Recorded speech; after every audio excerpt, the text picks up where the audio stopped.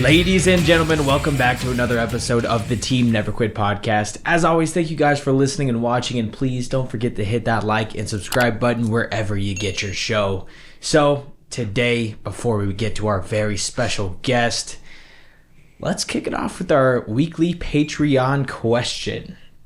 And this week, I think we've got a good one. All right, it's so we've got, who would win in an arm wrestle? You or the person next to you? That you're asking me? Between y'all two. Between me and Marcus? Oh gosh. All right, I'm gonna preface. I'm a righty, but I'm gonna preface this with a story that a lot of people don't know. I tore my bicep after the Navy, and it wasn't in combat, and it wasn't on a cool mission. I was bowling with my gay friend Joseph on his birthday, and I blasted my bicep. So I don't think I could beat Marcus in arm wrestling if I can't pick up a bowling ball. Oh my gosh. No, that was, and the surgeon was nice. He said, yeah, all the years of skydiving, the years of climbing and stuff and pulling on risers, it was just ready to pop, but it just happened to be at your gay friend's birthday party. Well, have you ever watched those arm wrestling? Oh, yeah, they're intense. Well, yeah, and that's a lot of technique, too. Those dudes are legit. There's a documentary called Pulling John. It's about John Brzezinski, and arm wrestling kind of gets into the history of it, but it's huge now. Mm-hmm. Remember Over the Top? Oh, yeah. He turned the hat around. Flip that freaking hat around, man. It's like flipping a switch. Yeah. Lincoln Hawk, right? Yeah, right. They used to do the pull-ups on the semi. Or not pull-ups. Dude, you got the thing in the truck. Uh-huh. And next to it.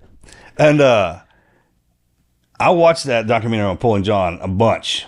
And the way they practice, I didn't realize how much technique went into that. Oh, yeah, it does. And the different grips. And then I was watching something the other day. I can't man, I'm going to screw up his name. I think it's Claggett, or forgive me for screwing that up, man. But the new arm wrestlers, this guy's a freaking, it was just like something over the top. This big Bull Hurley looking sumbitch came in bald headed and was kind of chest bumping him and everything. And he got in there with him. Yeah. And that guy started to pull on him, and he just gave him the straight face. And then the smile and give him the look in the eyes, like, look here, bitch. It's about to go down. Yeah. I mean, it was good. It was a good one, man. You know what's taking over, though, is the slapping, the power slaps. Oh, those are crazy. Dude, that's intense. Dana White said it's going to be bigger than the UFC. I heard him say that. I've never really been to one, or I've never paid to see one, but that's... Okay, so you haven't been in there yet? I haven't been to the slap, no.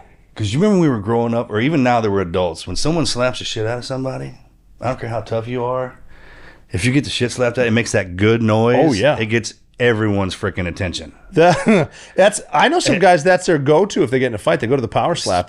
You catch them in the neck. Catch them right in the neck, right? That half and half, dude. Yeah. God dang. It's some of them boys, got those freaking the cinder blocks for grips, man. And they chalk up. Oh yeah.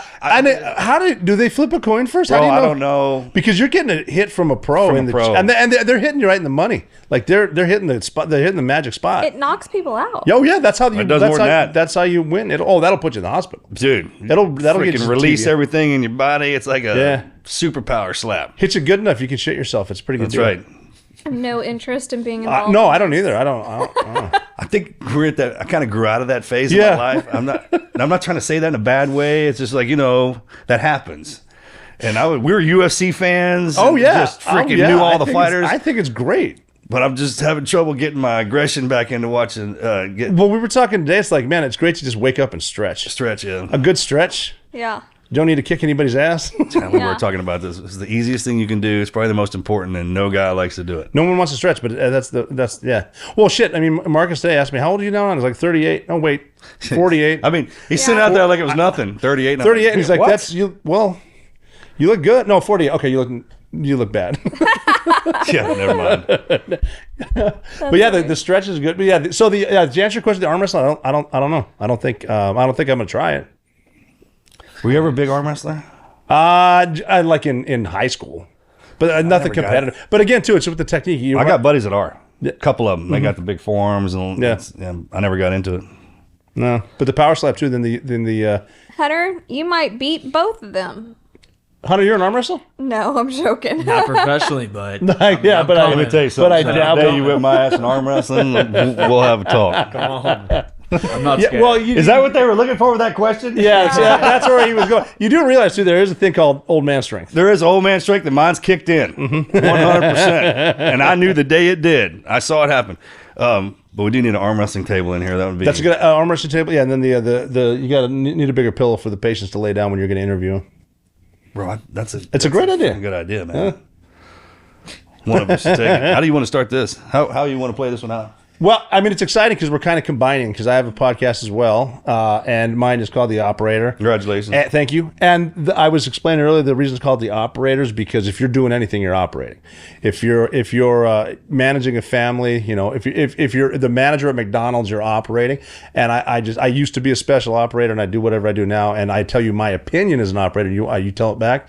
And also, Team Never Quit. Never Quit's a team guy thing, and I think I've signed that a couple times myself. And combining forces today for the greatest show on earth, I think. So Am I right, Mel? Yeah, for sure. And that term, man, that label gets put on us now. That started back with the ladies, the original operators, right? They were the ones that would connect you with the world. Oh, yeah. Telephone operator. Telephone operators. That's where I'm pretty sure that's where that term came from, especially it was for our generation.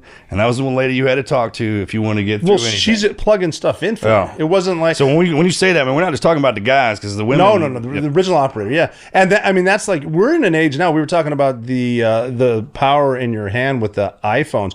Like, people nowadays wouldn't know how to use a rotary phone. They don't understand. Like, there's not your phone, there's the phone, and there's the room with the phone, and you got the 20-foot cord that extends, yeah. And your mom can strangle you with if she wanted to. Yeah. Whip your ass with it. A lot of things. That you can thinking double. Yeah. The original operators, like, you have to call someone and they would connect you.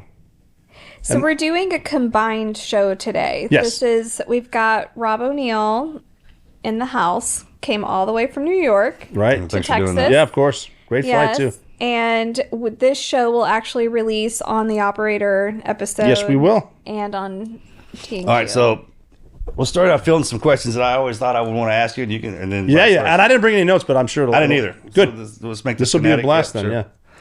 All right, so we got the backstory of it. When did you sign up for Buds? When I tried to join the Marine Corps in 1995, because I wanted, it was time to leave town. Like, everyone gets to that moment, time to leave town. So I went to the Marine recruiter. He wasn't in the office, and the Navy guy was.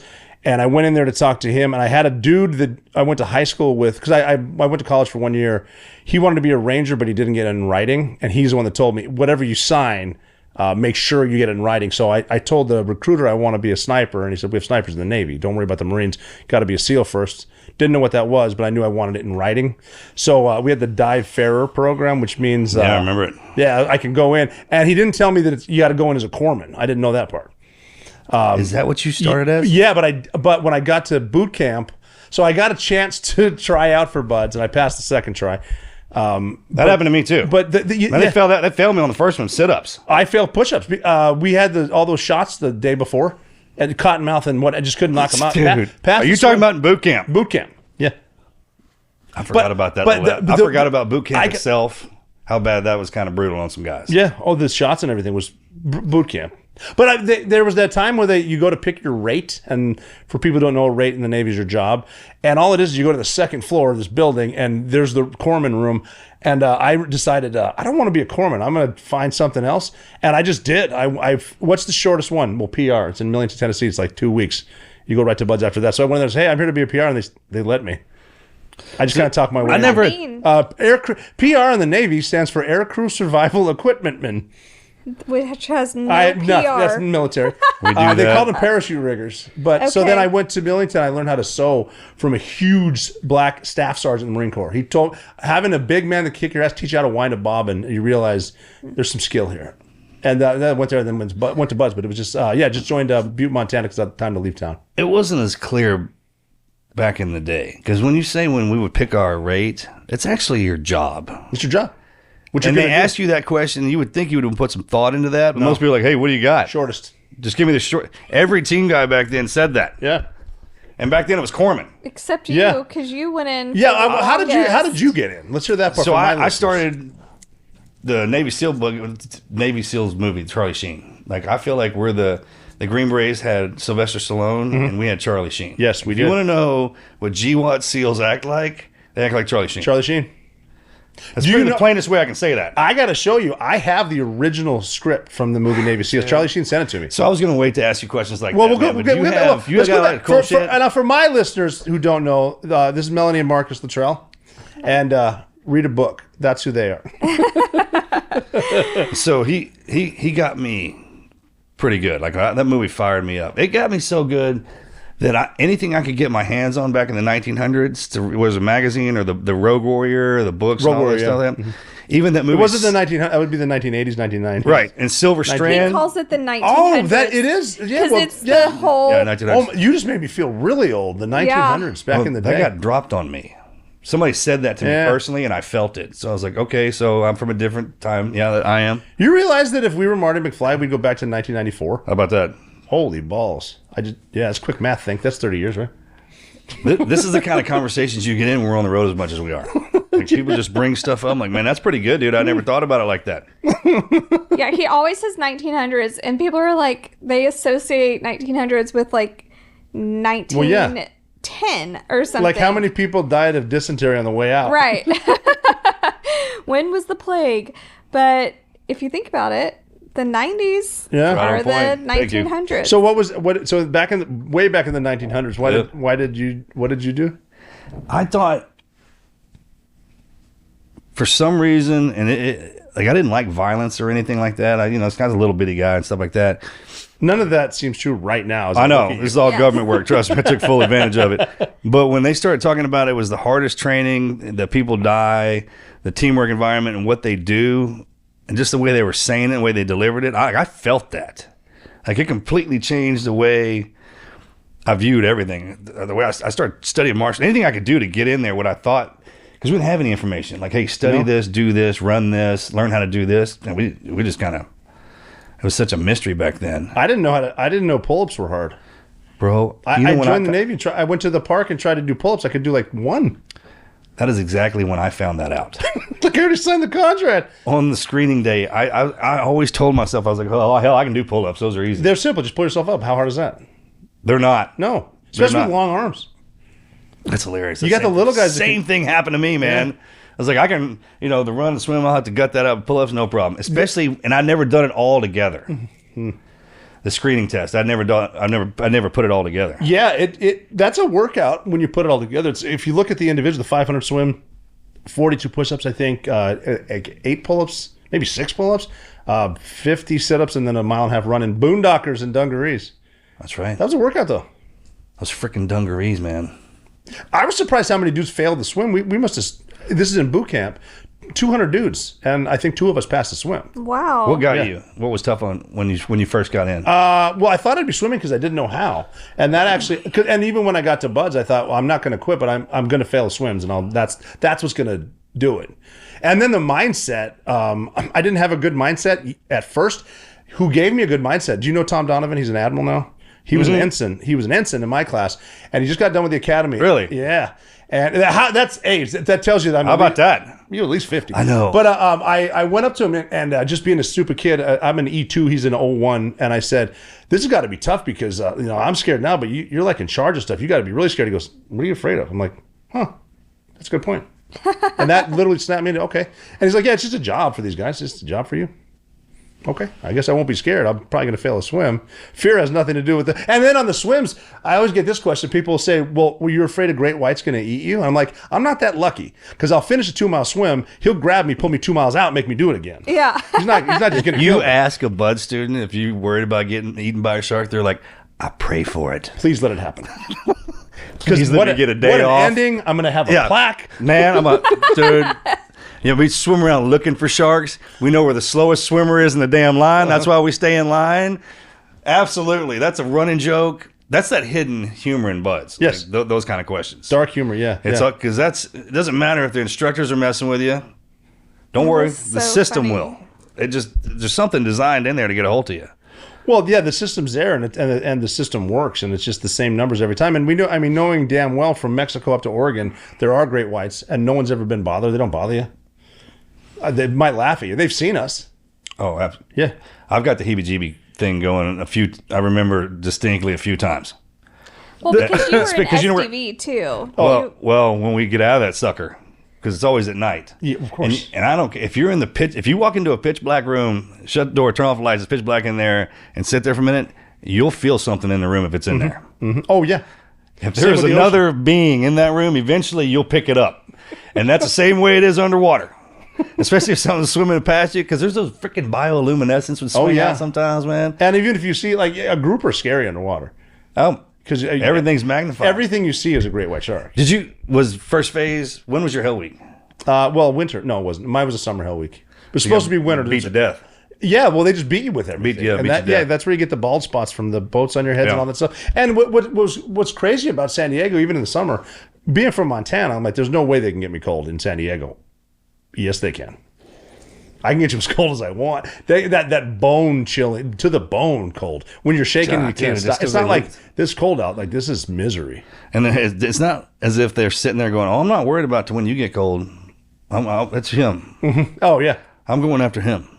And I'll make that son of a bitch suffer in front of you till it passes down, right? That kind of deal. That's how they... Oh, it's sympathetic. Sympathetic detonation, man. Quitting's contagious, too. You get a dude to quit, and all of a sudden someone's looking at, well, that dude was tougher than me. I guess I can't. Bullshit. That's the biggest sight, because the instructors feed off that like sharks. Mm-hmm. As soon as they get one, they'll start looking around at all the other guys, and they'll start feeding on that. Yeah. What always bothered me, too, about speaking of SEAL movies is when someone goes to quit, and everyone's like, no. I'm like, go quit, dude. I don't need you. Yeah. Or you're so damn miserable, you don't even want to... I'm not even wasting the energy. Yeah. One of Marcus's instructors and buds had just gotten a camcorder and took it to class, and Marcus, it was boats, right? Mm-hmm. Marcus, it was sitting under like a boat, like they had a little treasure hunt chance to sit or whatever, and he looks miserable. There's somebody sitting next to him, maybe two people. It was a miserable time. But this old camcorder, and the instructor's walking up, and he goes, "Marcus, your best friend just quit. You gonna quit?" And Marcus looks up and he goes, "No, sir. I got more friends." That did happen. Well, they especially in Hell Week, your friends would just vanish. And then I remember one guy that we said to each other, "Look, if you feel like quitting, just come find me and we'll talk it out." I ran into him the next day in the chow hall. I'm sweating and covered in everything. He's in dungarees. Like, you just quit. All right.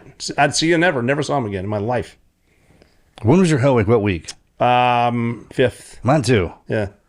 That run week before really kicked the shit out of me. Yeah, that was a different system too. They might be smarter with it now, because I mean it's a third week and you're not as beat up. My brother was the first class. Don't quote me. I'm almost positive he was the first third week class. Mm-hmm. He was 237. You're just 237. You're just fresher, but it's still Hell Week. It's still Hell Week. That doesn't. Hell Week's Hell Week. It could be first week. It's gonna suck. All it means is you just got your ass kicked in the third week. It says wait until the 5th. That's all that means. Week 4 is a walk week. That's all you mean. And then the first swim after Hell Week, I remember instructor Eshelman. We're in line to swim. First time after Hell Week. You've been kicked your ass by the ocean, and he walks by Eshelman and just goes, "First time in the ocean since Hell Week. Kind of spooky, right, gents?" Yeah, dude. We had a guy quit because of hydrophobia. He wouldn't get back in. After Hell Week? After Hell Week. He quit? I'll never forget the look on his face. You want to talk about a dead stare? When he was staring at the abyss. Like he could see Jaws in there and could hear the music. That kind of look. Because it was real. I'll never forget him when that happened. We were doing swimmer inspection. I think it was Tuesday we do the 2 mile ocean swim. Tuesday. One of the instructors, we were out there and had the knives. You had your neural nut, and he would walk around. Neural nut. Remember that? Yes. And he'd grab everyone's knives, like not sharp enough, and throw it over the berm. We were winter class. He was throwing them over the berms, and then that's when you go on and take off your wetsuit. He's like, go get wet and sandy. Put your wetsuit back on. Now get dressed again. So messed up. Those swims when they make you wet and sandy. Then you have to sand it. You're chafing now. Yeah. Then it's. That's rude. I've never seen that. And the thing that always got me was how much pleasure they took in it. Oh, yeah. I mean, they were having a blast. But it had happened to them. That's why it happened to them. You forget about that at the moment. And if you and I were on that side, I'd have been hammering down, dude. Easily. That's why the Smurf crew is always so tough. So the Smurf crew is the smallest dudes, shortest dudes, and you go by height. But the shorter instructors were in the Smurf crew too. I'm going to make them pay. And it's a vicious cycle. Like if you run into a tall Navy SEAL and a short Navy SEAL, you got to fight the tall guy. That small guy is been beat to death. yeah, you're going to have to kill fucking him. beat to death.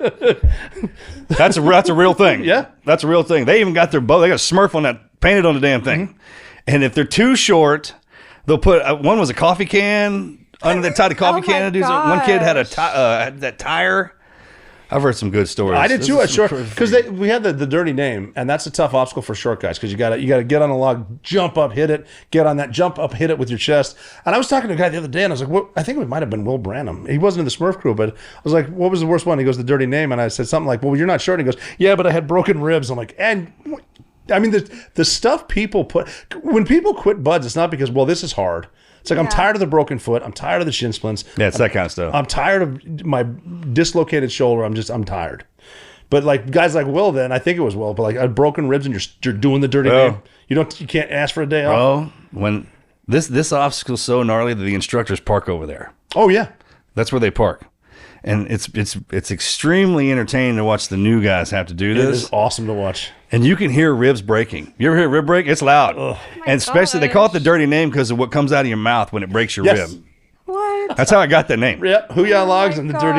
The freaking Hoo-Yah Logs, dude. I saw a guy flip off of that thing, and it caught him in the butt crack of the ass. And I mean, it folded him down. There was an instructor standing right there. And the kid finally got up. I mean, he almost was crying. And he goes, "Do I got to go back and do it again?" And that instructor, without even missing a beat, goes, "Hell no, man. That was the coolest thing I've seen all day. You can go." Gosh. I mean, totally cool got him. And was there an obstacle that got you that you didn't like? Man, I could rock and roll on that O course, bro. I love the O course. I thought I was gonna get failed for the balance logs. Okay, I wasn't going to say that. I had a hard time with those things. I would try to run across them as fast as I could just to get over with. I used to take 2 steps and jumped. Because those they roll. All you got to walk across these logs that can roll a little bit. You'd be surprised how bad that kick. Of course, the smart class, we go out there and try and wedge the log and do all that. Like the instructors don't know that trick. Yeah, it only worked quick. You have to get past it. But I could. I had an instructor actually teach me how to run the O course. That was nice.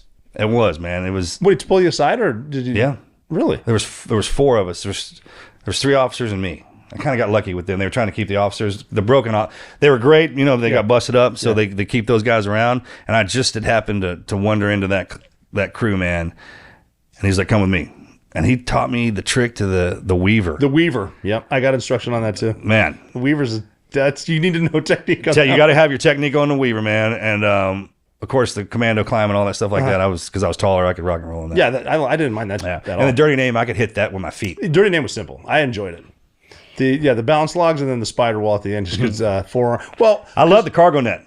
I could slide down that son of a bitch, dude. And I wouldn't even put feet on the damn thing. Just go down. Yeah, that was a great. We get in trouble for that. Yeah, well, put your feet back in the net. 3 points of contact.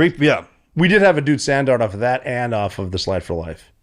They have a net under the Slide for Life now, don't they? Okay, but I heard if you fall into it, you're out.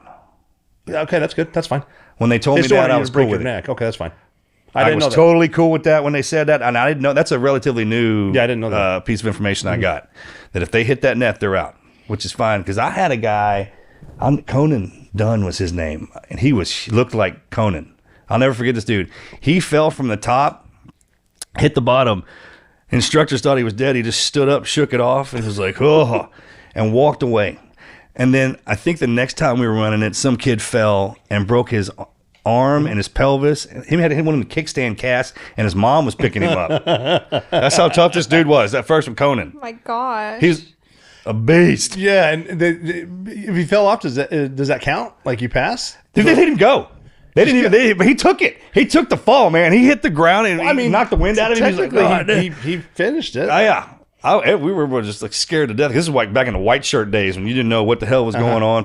You could climb the obstacles, and I'd say before you get your brown shirt, really, there are parts of the obstacle that you're so tired, like your hands can just quit. Well, because they make you go upside down instead of commando stuff, right? And that burns your guys forearms. Are just freaking just dropping, man. I saw them out there with the white shirt stuff. An instructor thought this kid looked at him wrong.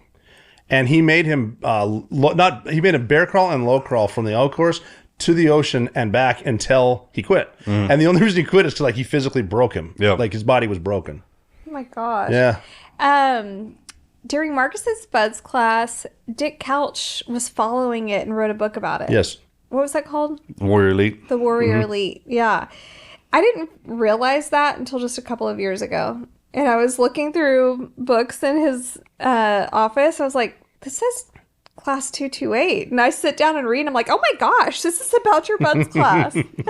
There's literally documentation of my entire existence in the show. Good. They did that a couple of times. We had they did one for the class, I think 206, and I was 208, and maybe 205, right before us. And then they made them. This one sucked for me personally. They made the movie G.I. Jane. Yeah. And so Demi Moore was out there right before we got there, and then her name was O'Neill. No. That's right. Yeah. That's right. I didn't hear about that at all. They didn't give me shit about I that. happen to be a big Demi fan. Yeah, I thought that was a fun movie. I have no complaints about that lady pulling that off. I thought it was pretty cool. They I'm said, just saying. Yeah, the only She can do whatever she wants. completely far-fetched movie, and I love how they had him eating out of dumpsters. But people don't understand when Buds, they like one of the biggest problems is eating too much. Like, I want these 5 cheeseburgers, we got a 4-mile run after Yeah, this. we did have the best food. Yeah. They had everything in there. And the chow runs were your only break. There was a couple times we had to do the rush through, but for the most part, the way they kept us going was food. Yeah, it was good. Good eats. And it was. So what team did you go in after? I went to SEAL Team 2. Did you pick that? Yeah, because when you're Why? because the only thing going on was Bosnia, and that was their AO, area of operation, and I kind of wanted to get into that. So, then the advice I got was pick a coast. So if you want 2, pick 2, 4, and 8. Whatever you do, do not put SDV anywhere on your dream sheet because Everyone says that. You're going there. And some of the guys got talked into volunteering for SDV because they get free fall. Yeah, you get free fall. They definitely sweetened the deal with it. But then you go to SDV. How about those car salesmen? Used car salesmen to get you out there with that. Hey, I got some free fall over here for you, man. This is before everyone had it. What does that mean? To jump out of airplanes without... It was a good deal at the time. Yeah, sweet Okay. deal. Just You get it because static line, you hook up to it and you do the army jump with the rounds, but free fall is like when you skydive. Okay. And they didn't give it to everybody yet. Had to do at least So one. that's how they get. Okay, just real fast. I know what you're asking. That's how they get us. They bribe us with these schools to make us actually better. And it's sniper school, comm school, free. Yeah. And free fall was one of the biggest ones everyone wanted. If you were a young guy, you were definitely not getting it because there was guys who had been in the teams for 15 years. They were waiting on a billet. Still hadn't had it. Yeah, this is before they created our own school for us. Okay. Yeah. That's way smarter now.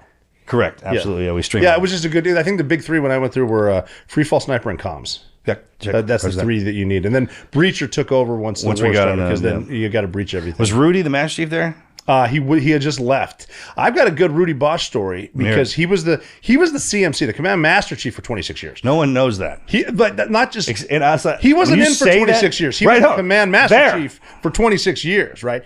So when I got into SEAL Team 2, I didn't know that. and like they have the Command Master Chief plaque. There's all the Master Chiefs, and up front is Rudy Bosch, like bigger than the plaque. I mean, Oh think my about gosh. that. When they would come in and probably try to move him, he'd be like, "Fuck, I'm not going anywhere, He's man." a legend. He like people would come in. Master Chief, I have a question. What's that? Where's the barbershop? Roger that. Check the watch bill. Get you off. But I checked in on a Friday because I figured if I check in as a new guy on Friday, they won't notice. I'll have Monday to get my shit together. Come on Monday, and so I check in late, like right at Liberty Call, and they said, "Well, hey, all the guys are at the office. They want to see you." And the office is JB's. It's a stopless go, not topless. It's stopless with the little. Oh things. my gosh. But they would say the office because guys say, "Yeah, we're going to the office after work." And so I went there, and somebody said something about. There was a guy there, a senior frog, and they said, go tell him you don't know who Rudy Bosch is. And I'm a new guy. I honestly didn't know. So I walked up to a drunk team guy and told him. Oh, perfect. And he'd been in team 2 for 12 years. And I said, I don't know who Rudy Bosch is. I'm one of your new guys. That was a long night. That's how you said that? I didn't know what I was talking about. Okay. Because I went through buds with a guy named Bosch that didn't make it. And I thought it was his dad or something. Did they just get you wasted or what? Oh, they beat the shit out of me. Literally, physically beat me. Oh my They got me We drunk do that. first. Hey, And man, then the bad news was we're going to a house party at another, and that's where they start to beat you. So they beat up 3 of us. Oh my god. You think we work hard? We play hard, and that, when I mean it, it's kind of like that stuff. And you got to figure these are seasoned team guys. They're all single, and they've been drinking all day. All day So they're in the mood. in the mood. Yeah, the office. But yeah, Rudy Bosch, 26 years, and then he was on Survivor. One of his great Survivor stories, too, because the dude Richard won and Rudy took second on the original Survivor. And then they made they made these because he made an action figure. And they said, that's a great Rudy Bosch doll. And he goes, that's an action figure, not a doll. Richard would make a doll. God, that guy was great, funny. man. That legend. Well, there was another story about him. It was actually Patches Watson and Dick Marcinko. He was great. Both All three of them dudes, man. And these are new guys to Rudy. And they're all Vietnam vets. But the thing, so the SEAL Team 2 thing was the Tuesday swim. Yeah. Oh, yeah. It doesn't matter what the weather's like. Doesn't matter. First thing. But also then the game is, how do I get out of it? Like, do you always make your dental appointment on Tuesday or whatever? And the rule is, if you skip the Tuesday swim, you got to go to Waffle Town. You have to do it rite of passage. So they skipped it somehow and went to Waffle Towns, Patches and Marcinko, two legends. And they're driving back to Team 2, so this has got to be in the 70s. And they hear a radio competition, whatever, and one of them goes, oh, I know this. And they pull over, get a payphone, call. They win the damn contest as they're skipping the swim, not realizing Rudy's back in his office listening to the radio. Oh, my Yeah, so you're God. That's how those Master Chiefs have that ultimate power, man. They just know what you're doing. It's like God randomly just redirects your mischief over straight into them suckers' ears, and once they come to, it's not that. Hey, look, when the CO gets on you, that's one thing. When that sucker walks down on you, The CO might be nice. freaking Master all Chief's over gonna with. hammer you. Master Chief don't give a damn. No. Oh, my God. Freaking kill you. It's like you go into that dark room, pitch black, if there's a Master Chief in there, you're going to know it. You're gonna know it. Right away. God, and it's not going to be quiet. Freaking. How long were you at 2? I was at 2 for 6 years and then 2 at 4, but that's when they switched. It was technically 2 with the same platoon, or 8 years at 2 with the same platoon. All we did was switch buildings for some reason. They had that Force 21 shit. Yeah. And Remember when that came online? Yeah. There was a huge transition during our time. All we did was we grabbed our shit on one of those wheels, and we guys from 4 wheeled past the guys from 2. We just switched buildings, and all we knew is Team 4 had the shitty building with the bad showers. And We 2 always had a heard better that, poor building. 4. Yeah, and then Team 10 was just being built. Brand, Yeah, getting and built. on that one, everyone wanted to go to 10. It's a nice building. Did you? I would have, but I screened. I went across the street. Oh. Okay, so Team 10, we didn't have that. And 7, this is how you could bust somebody if they weren't real team guys. So there's a few questions you can ask us, and there's most team guys now you can spot each other, and then there's a couple of questions you ask nonchalantly, and then back in the day we didn't have a Team 7 and a Team 10. It's a relatively new phenomenon. Right, yeah. It almost still sounds weird. It still sounds. Thank you. Okay, I kind of had that feeling too. I was like, hey man, is that a you know, reserve just- team? No, they've been at war for 20 years. And they'll always be the rookie teams, even though they're badass. They've been through everything until the other ones come online. Mm-hmm. For sure. Yeah, when they came up with at 6 there's the squadrons, red, blue, gold. Red, blue, and gold were the originals, and they said we're getting a 4 squadron because Delta is 2. And this is typical team guy shit. They're like, well, what's it going to be called? And the dudes from Gold Team kept saying, oh, it's going to be silver, definitely. And we didn't realize they're fucking around. They're just saying it because silver's not quite as good as gold. Yeah. And it became silver. Silver. Yeah. Oh, just because of a team guy starting to joke. So now they're silver. I was at I feel silver. like that's how most things in the military get established, is something like that. You can bet if you nut and bolts it all the way down to the bottom, it's 2 guys freaking going at it about what should we do or how are we going to do this. Yeah. So what year did you screen? I screened in 2002, and I went over in 2004. Wow. Yeah, so it took a while. That's an interesting process too, because the most fun is not fun, but you go to an oral board and it's all E8s and E9s, and they're all over there, and it's a shitty job interview where I'm on this side and 12 of these dudes, and there's one yeoman, and the yeoman's job is to go through your service record and go through your medals as you're sitting there. And God forbid you screwed anything up. And then it's they just ask you questions. And then what they do is they don't take your bio, they take your picture. They go to what we call the second deck, which is where the teams are, and they hand your picture around. And all I want is a thumbs up or a thumbs down from you. And if I've seen you at JB's, and you might not even get a screen. Yeah, I always heard that. Yeah. Good play. Which your first team was on the West Coast, wasn't it? SDV. I got sent straight to the island. Straight out to Hawaii. Yeah, it was SDV. Yeah, SDV. Yeah, that's what I thought. Sure did. Now, how did that happen? Because I've never heard. Oh, that's a freaking awesome story. Because I mean, you don't look like you belong in a SEAL delivery vehicle. No. You're a little Thank tall. you. Yeah. I'll never forget sitting in second phase when the dream sheets were getting passed out. They're like, hey, where you guys want to go? And then they had a team guy from each team No shit. come into the room and tell us about what their SEAL team was like. It's almost like a fraternity rushing thing, right? Only it's switched around. And they freaking, I think it was Instructor Calvin drew a huge dick on the freaking whiteboard with two guys riding it. He goes, you guys get sent out to SDV? That's what it is. That's what he said. And like everybody avoided that team. Like, just heard you shouldn't want to go out. There's the hardest SEAL team there is. Yeah. I mean, even in Hawaii. Even in Hawaii. Even that's Hawaii, beautiful. man. And it's beautiful out But you there. have to understand, Rob, you would know some of these guys. I mean, Marcus was in SDV with Garrett Golden, Yes. Corey Hull. Okay, yeah. So that's These are some big dudes. Like, these are I was one of the shortest and smallest guys in one of my platoons. Garrett Golden's a big dude. these are he's huge ginormous. guys. Yeah. And they have to cram into this tuna can and Bro, when in the dark. So when I found out I was getting sent out there, I was actually at Bragg. I was at Fort Bragg with the Army. I was cross training as a corpsman. medic. I was a corpsman. Yeah. So 18 for those of you who Delta. don't know, Yeah. SEAL medics are actually Green Beret trained. We're not Navy trained. So I'm not actually a corpsman. I'm a medical. Great point. Yep. 18 Delta. 18 Delta. Thank you. And we were all. I mean, the whole battalion was sitting out in front of the. I can't even speak Army. Listen to that. Was sitting out in front of the schoolhouse. And the SEAL instructors were coming out. We were fixing to go do PT, and they're like, "Hey, all you SEAL pups, check it out." He goes, "We got your teams in here." And they started going through the list. Downs, you're going to 3. Freaking team 1. They started listening, and they go Luttrell. And I was like, "Hoo-yah!" Like, where do you think you're going? Oh no! Don't start with that question. And I go, Five? 5? And they go, tell again. And I was like, how about 3? And they were like, nope. But it has 3 letters. oh no! And I go, dev group? EOD. I hit him with the dev group, and the dude goes, drop down, smart ass. Oh. He goes, you wish. He goes, you wish, drop down, smart ass.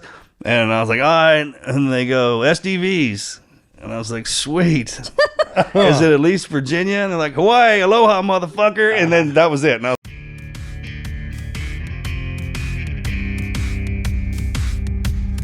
This summer has been nonstop. A lot of work, travel, some good days, and stressful ones.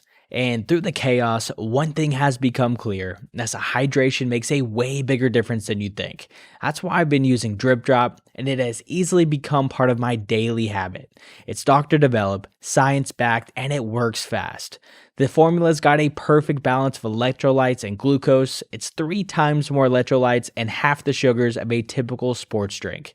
And you can actually feel it working. It's more energy, better focus, and no more afternoon crash. I take it everywhere I go, on the road, after workouts, and even just on a regular day hanging out. And they got such good flavors, way better than anything else I've had. The lemon berry is definitely my go-to. Super refreshing, and it hits every single time. They've got 16 original flavors and 8 zero sugar options, and a subscription setup that makes sure you're never out. Right now, Drip Drop is offering Team Never Quit listeners 20% off of your first order.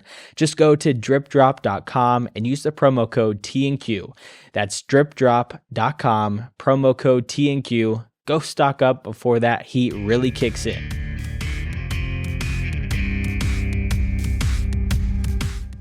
like, Roger. Now, is that a better deal? Yeah. Because I mean, Virginia, they had an SCV team out Yeah. there, and for everyone who doesn't know, can you explain what an SCV is? So it's imagine I wanna stay it's away a from mini submarine.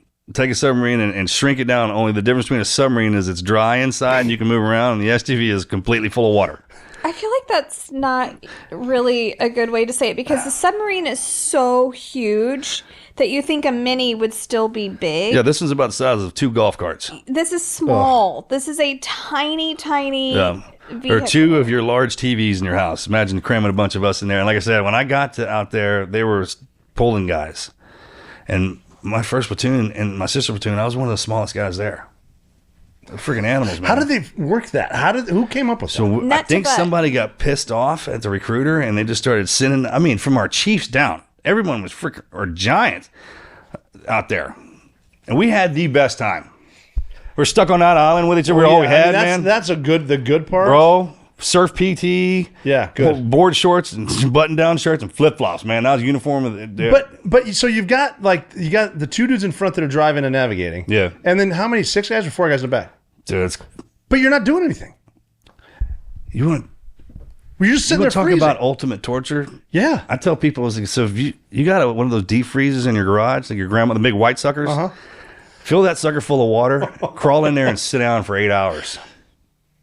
Oh, that's what some of those dives feel like. And that was not only they get in there with about 4 dudes, all your armor, all your gear, everything. all your kit, all your rifles, probably weighing about 300 pounds when I'd climb in there. And I mean, you want to talk about getting in touch with the inside because it's completely dark. You're underwater. You're meditating and freezing. Meditating, yep. In that freezing cold water. So all this cold plunge. You can't even move to stay warm. You can't. You can't move because if you move, you're pushing somebody else. You're hooking them up. And you're hooking them Blue up. Falcon the shit and out then of you don't want to get in a fist fight underwater in the back of that thing. And then you're yelling at each other and dragger.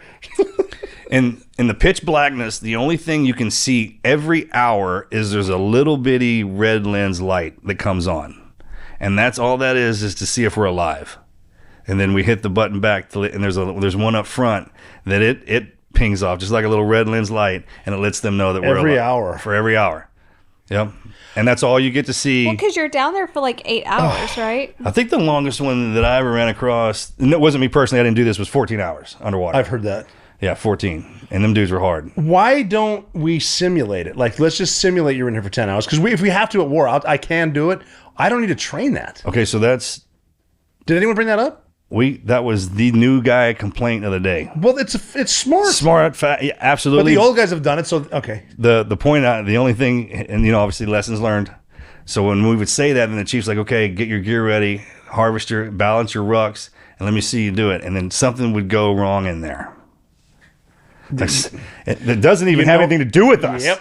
And then they're like, see, this is why. See, this is why. And there's no argument to that. Because SEALs go after every variable. And you're like, God, that's why we get so focused on this stuff. I was like, and why do y'all think about that stuff? I was like, man, we got taught to do that. We just got taught to do that. Not miss anything. Because underwater, you'll die so fast. Yeah. Oh, I mean, I've heard somebody, they were talking to me about the GWAT war with Afghanistan and Iraq. I was like, that's not even our specialty. We're waterborne. Mm-hmm.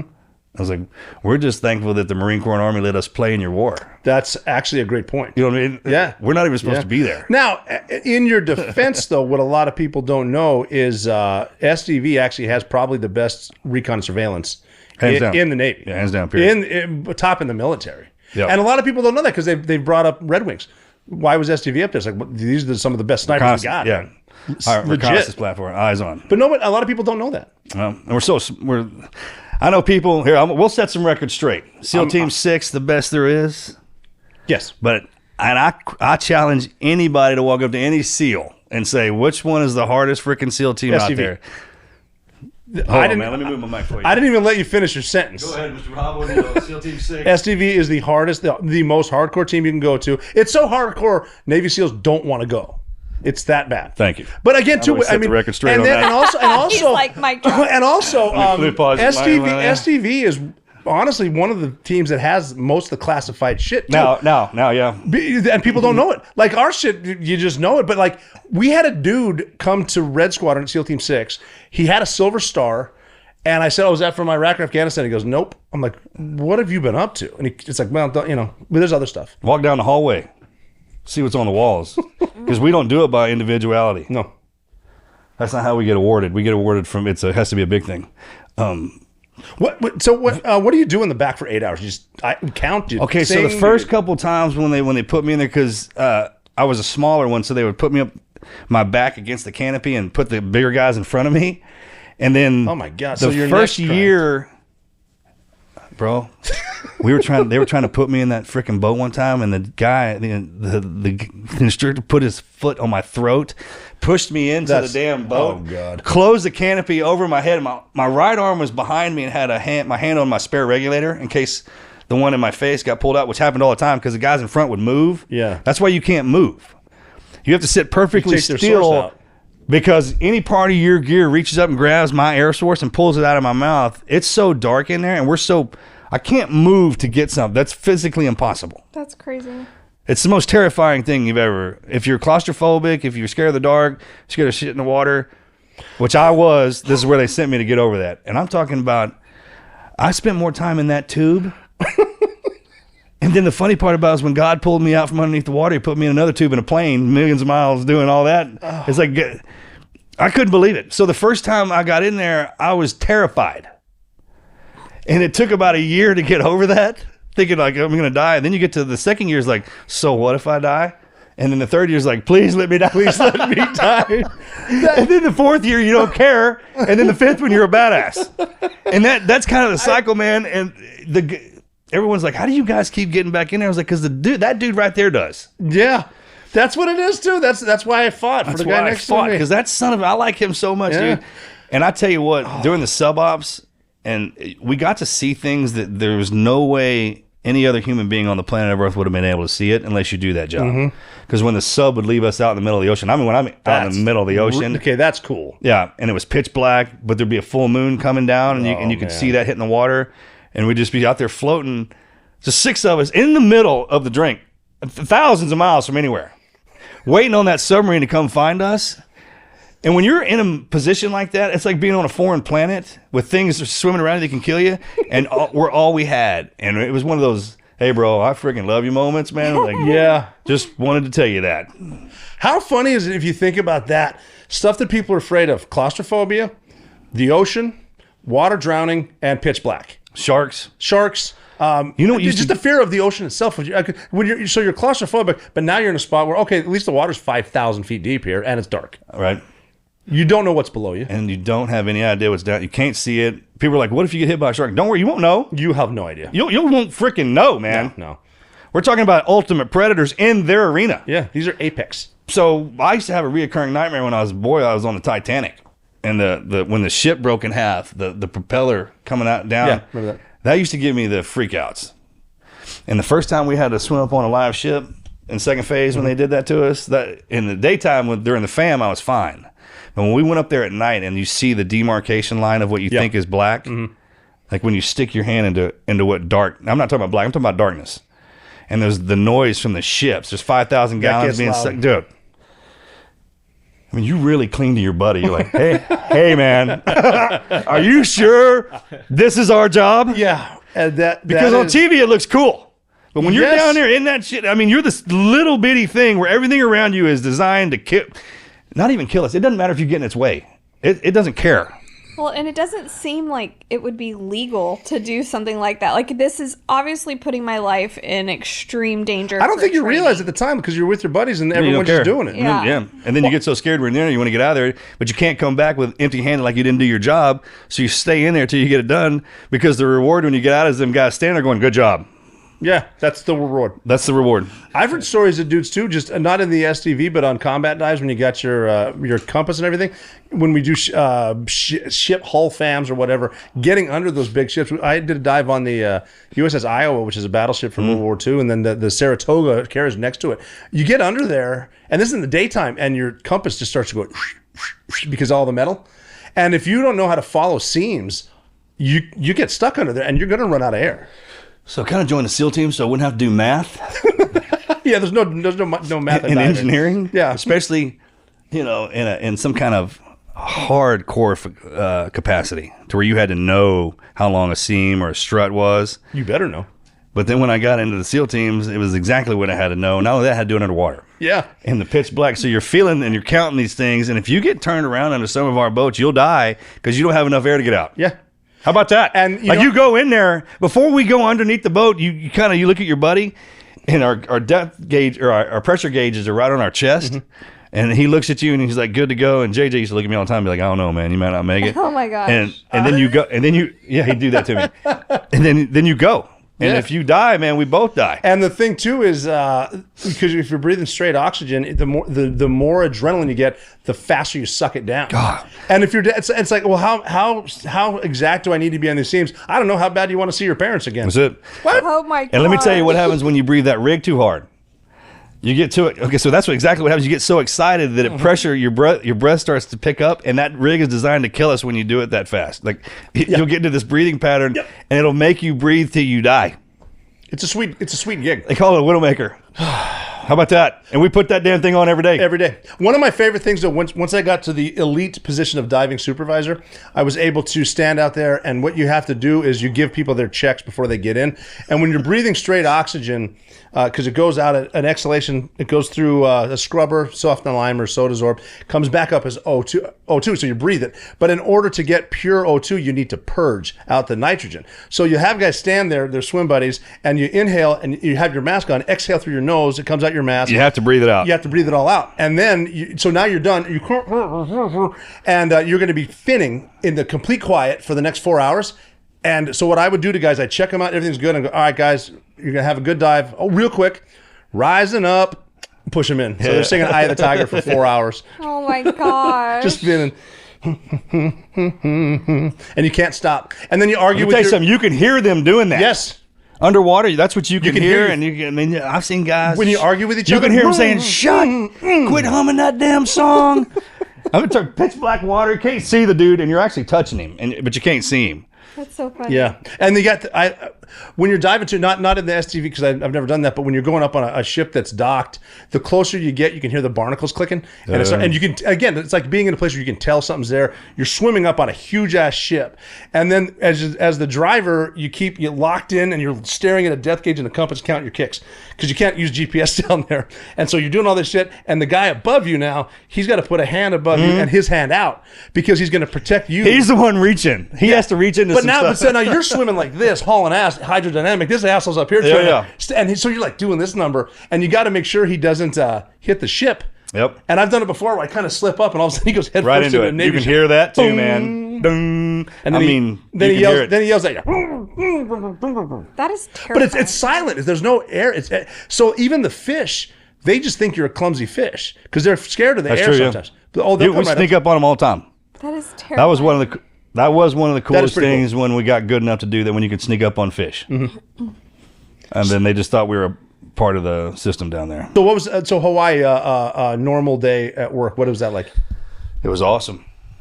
So we used to wake up 5:30, 6 o'clock, roll in at 6, start 7, but you had PT in the mornings till 10. Mm-hmm. So you had to do it. And then was it organized, or could you do your own thing? Throughout the week, it's separated. So in the first one would be a run. You could do it by yourself. Then Tuesday, we'd all do it together. We'd have ocean swims. So Huya Fridays, you'd have to swim around Ford Island, where Pearl Harbor having, and then we'd have to do the 13-mile IEA loop run. And that was your Huya. That's legit. Yeah, it was legit. That's a cool workout. It is. Probably the most in shape I ever was. Because then we had to play water polo certain days. And then underwater we played hockey. underwater hockey in the 10, 15, and 20-foot sections. Mm-hmm. Then we had weighted volleyball. I didn't play that. That sounds cool. We had to play and I would always get the runs. Big on running, man. Yeah. Out there. And then obviously the gym. Yeah. Guys usually with the workout you had to do with the team in the morning, then the evening PT was on your own kind of deal. Expected to go in there. And then it was on an island, so all the single enlisted guys, we just had each other. Where do you go? In the downtown. Okay. And he'll go down to Waikiki. I used to like Duke's. That's where we start. Yeah, that's every a good new. place. Well, that's your hunting ground right there, Pods. Yeah, I know. There's your hunting ground right there. Duke's, and then there was a spot in an alley called Fatty's Chinese Kitchen. Yeah. That was a good spot, too. And then the Country Western Bar, they actually had ones called Nashville's. And that sucker was open till 4 a.m., bro. Oh, that's the last thing I need. Absolutely. I went out there one time. We did a pretty cool training mission where we took a private jet to jump out of and then get in. Oh no, sorry. We landed private jet. We had our suitcases with our parachutes. We got on a puddle jumper and then flew. But then we jumped out of that and linked up with the boat and whatever. But we got to hang out in Hawaii. That's why. But it's the only time I saw the SUV. It's a cool place. It's a great place. It is. I mean, to be stationed out there because we got to do. I tell you what sucked is when we had to leave to train because it was so far to get anywhere. Yeah. What would you C-130s? Yeah. Oh, can you believe that? No. Dude, we'd have to dirty herc it all the way back to California and Guam sometimes. But then we started going to the other islands. And then when you guys would come into town, we could play with y'all. And for the most part, you had Marines up at Schofield and the Army and the Air Force bases. But our training was so intense. The dive phase was eight weeks long, and that was all SDV intensive. Yeah. just getting ready for it. And then you'd go into months of that, and then we'd have to do the backfill with the CQC, and then the wars kind of dictated. Once we find out kind of where we were going, then they drop us into that training block. Mm-hmm.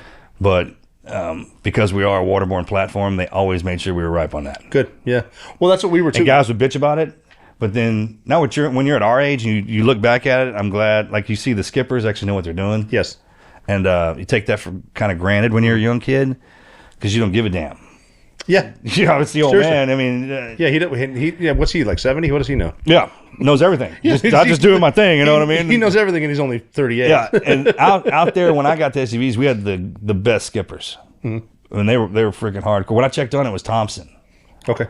And he had a reputation for being, we're going to dive after church. We're going to dive on Saturday, all that. And then Losi came in, and DeGhetto, and just the lineup out there. You'd walk around every platoon, all the chiefs. You could just, and then they slipped us some dev group guys into training, especially when 9/11 hit. Yeah.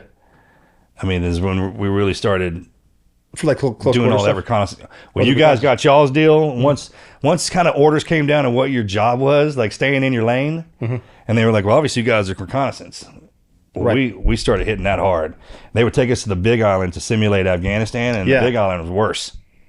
Is it really? Man, it whipped through. They drop us off in those volcanoes. Mm-hmm. This one helicopter, I don't know how she did it. I'll never forget. I didn't know her name, but she was a 60 pilot. She landed inside this lava rock off the side of the volcano. I don't know how we still to this day don't know how she landed in there. And they dropped us in there, bro.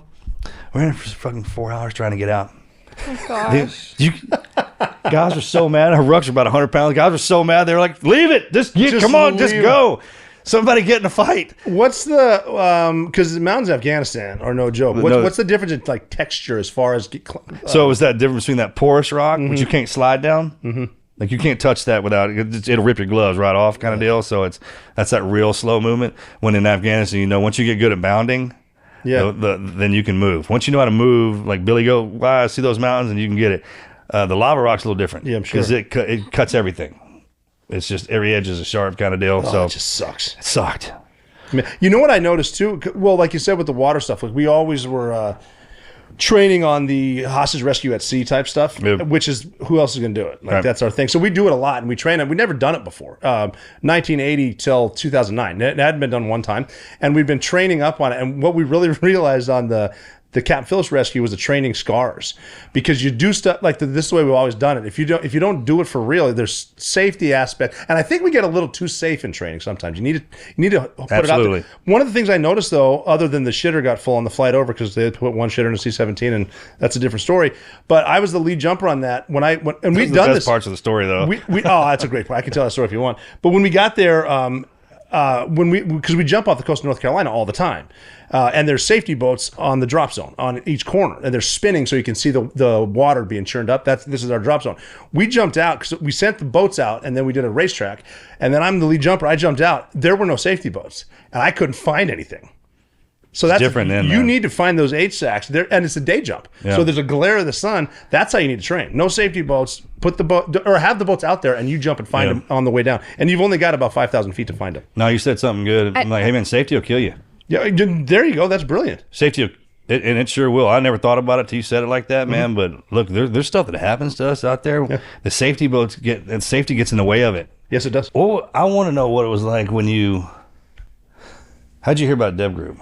I heard about it because when we first got in, we heard it had been decommissioned, but as a new guy. It was 6 then. 6 was decommissioned, but we didn't know much about Dev Group. But the dudes, because it was before we had our own training departments, there wasn't TRADET. And there was that's right. The more senior. So you had a Trident board too. I don't have to interrupt you, but you had a Trident. I was the last one to have one. Yeah, I had a Trident board. That was me too. That was a funny one. Well, we had the training department, and it was always the senior guys that would lead the PTs, and they were in kick-ass shape. Yeah. Because they're training for green team for selection, and then they would just vanish.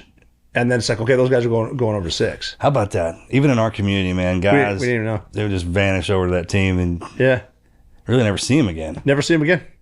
And the ones you did too, the guys that didn't make it. That's what made it a hard choice, because it's like, well, if you didn't make it, if I don't make it, I'm known as the guy that didn't make it.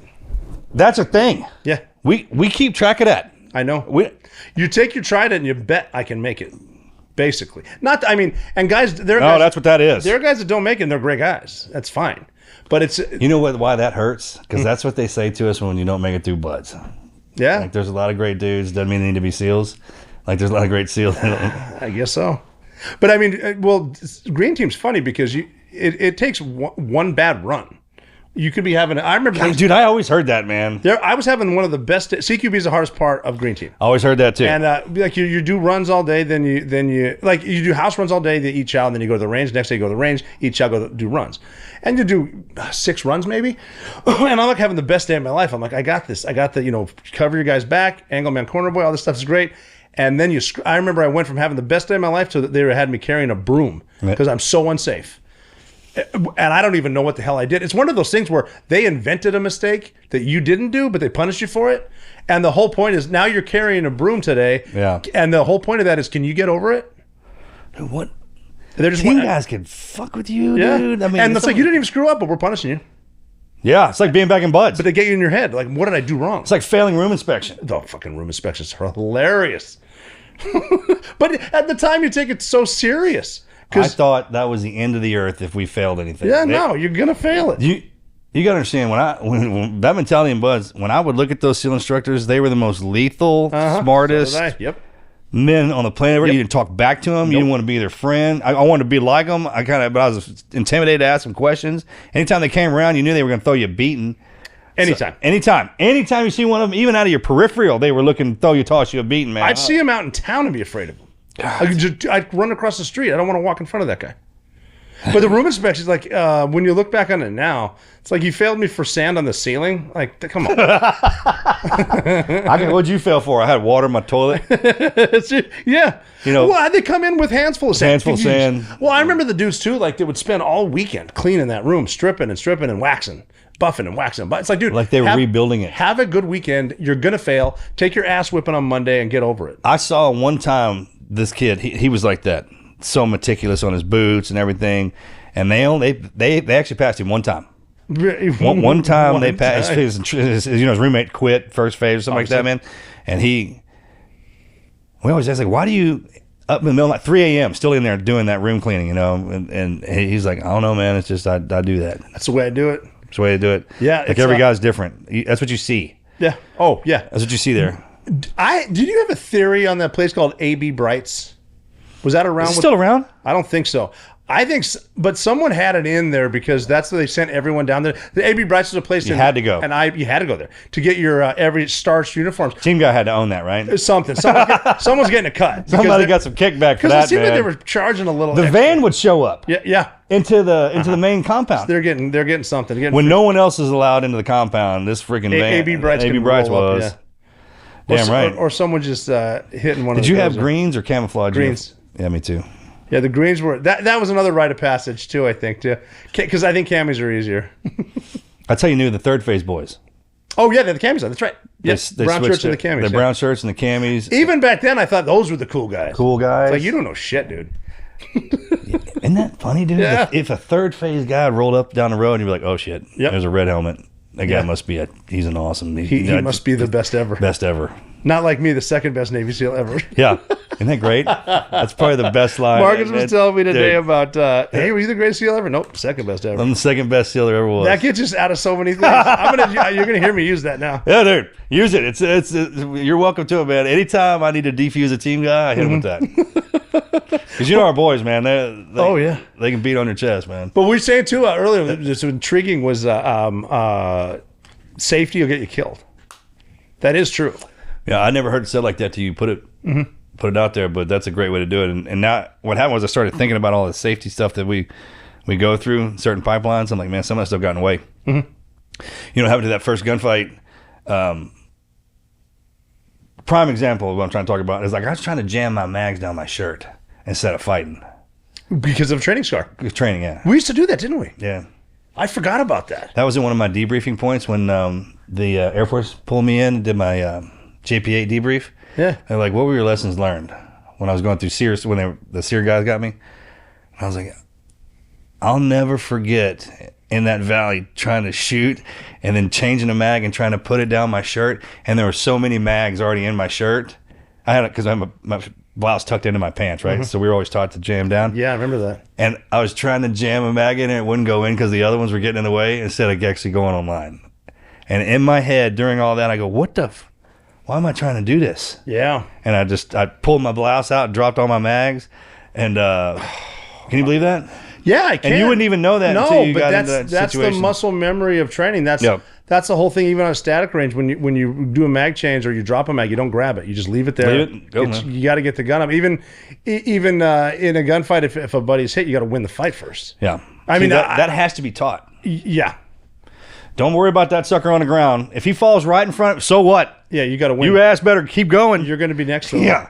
Because if he tries to get up in the middle of all of us, man, we're all going down. Mm-hmm. Wow. That had my helo lanyard got caught up one time and pulled me ass over tea kettle. And I was in the middle of the stack. And they ran over me like I was freaking nothing. Probably with a smile on their face, bro. Yeah. Team guys, you know. Oh, yeah. Team guys, give you a kick shit, man. They want you to mess up. Spit some dip on you. I always thought that the helo lanyard, too, I wasn't convinced those even worked. Did you feel the poor bastard try to find that out? I was always kind of hesitant myself. And it seemed to me like a little extra time anyway. I don't know. I was never crazy about this. I don't know, dude. I'm weighing about 300 pounds. That doesn't look like it. No, and it's got those weird quick release. Like, at least make a carabiner out of it or something. Had to be some joke with the pilots to get us to do that. Some of that stuff, man. Well, could that just be in your mind, too? You think you're safe. You should. I mean, you're probably not going to fall off, but I don't know. So, just to pull out a war perspective and put it in the overall cool concept, I remember the first time in Afghanistan when the helos had the doors off and we got to fly through the valleys, hanging out the bird. Yeah. That's kind of That's cool. That's a cool thing, man. Well, the thing with early helos, in the morning when it was real cold and stuff. It was fun. The thing with helos though is I don't care how many times you've been in. It's just cool. It is. They're just cool. Yeah, it's hanging out the side of a 60 like some straight up Vietnam stuff. It's just cool. Like on the movies. Yeah, I felt like that. Mm-hmm. Oh yeah. And then you look around all the boys. When we were going in, it was always dark, so I couldn't really see much. But on the way back out, like first in the braking light, and you look at all the guys, and they get that look. They're just kind of staring out of the bird at the scenery, and you look at them like, God, dude, look at these motherfuckers, man. I don't know what they're thinking, but they look cool. Yeah, that's I kept thinking. I would always think like, dude, look at these suckers, man. They freaking look. Part of the job is looking cool. They look cool as shit, man. I stopped wearing cami paint though. I thought that was cool in buds for like the first time, and then it's like this kind of sucks. Then we had platoon chiefs that made us wear it all the time. That was one of our SOPs you had to. Mm-hmm. I had a West Coast platoon chief that wanted us to always carry 10 quarts of water, and I was like, we have water purifiers. Yeah, I feel like that was an Iraq thing too, man. Yeah, it's a lot of weight. Well, I mean, Iraq's different. But this is like 1990s. That's a lot. Train man. like you train. It's a hell of a lot. Yeah. Well, that was what kind of got to us is we became combat ineffective. We were so heavy with what was in the ruck and then our armor and everything. Like, hey, look, if I get into a fight here, I'm too exhausted. Yeah, it's too much stuff. It's too much stuff to moving around. Yeah, that's why. I mean, you got to carry. I don't care what kind of shape you're in. No, that's too big of a ruck too. Especially, and you know this, how fast those dudes can move in the mountains. That is insane. And that's something to watch them do that? I was running an outstation in Asadabad, Afghanistan, which is like north of Jaybad or whatever. It's up there in Indian country.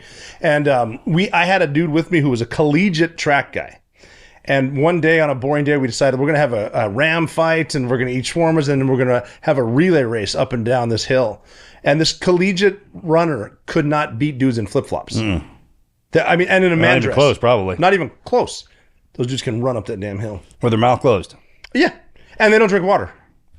It's a different planet. I don't think people realize, like, before I went to Afghanistan the first time, and I asked a dude what it's like, he said, you got to see it. You won't believe. You will not believe me. Jurassic Park kind of deal, man. Oh, yeah. Yeah, you got to see it to believe it. We had a mission one time that one of the things we were doing, I heard some chatter from the locals. They were talking about there's a fire-breathing dragon in the mountain, and he gets mad and he yells, and that's the thunder.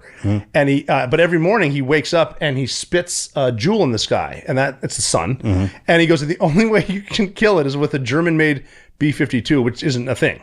But that's what they're saying, okay? Because they read it somewhere or whatever, and so the locals, that's just folklore. Like, you don't even know what you're taught. And so I went up to some bosses, I'm like, hey, I got an idea. Let's go tell these locals, if you tell us where the Taliban is, I guarantee you I will put the sun up every day, and we'll kill the dragon. And my boss looked at me like, well, that's stupid. I'm like, but is it, though? Like, if they believe me and the sun comes up, outside the box, baby. Ultimate power. I tell people, man, it's possible to go back in time. There's a time remnant of people of every phase of life I think that we've been through. And if you go to the right place on the planet, you can find them. You can find them. What was your first experience in Afghanistan? I'll never forget. Stench. Okay, so I can smell. I know when I'm outside of Texas. Like I have that kind of nose. And bro, you're right, man. When they open that plane door in Afghanistan, Iraq, you can smell it. Yeah, it's walking into an outhouse that's 120 degrees Fahrenheit.